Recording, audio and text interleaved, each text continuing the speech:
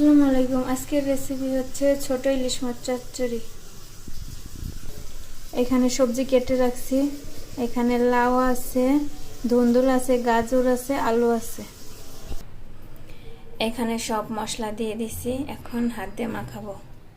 মরিচ, পেঁয়াজ, আদা, রসুন, তেল, লবণ, ধনিয়া, জিরা, মরিচ, হলুদ। এখন হাত দিয়ে ভালো করে মেখে নেব। সবজি ভালোভাবে হাত দিয়ে মেখে নিয়েছি, এখন মাছ দিয়ে একটু মেখে নেব।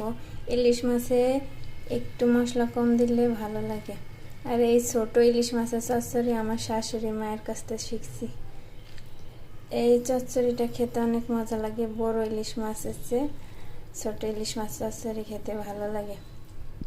আগে এগুলো করতাম না, আমার শাশুড়ি করতো, খেয়ে অনেক মজা পাইছে, এখন করি, ভালো লাগে খেতে মাঝে সাঝে।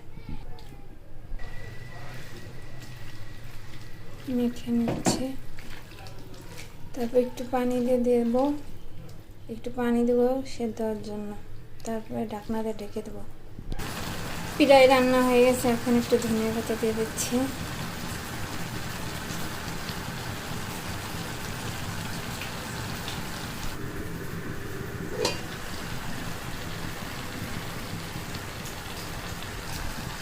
মাশাআল্লাহ, আমার রান্না শেষ। অনেক সুন্দর একটা ফ্লেভার আসছে।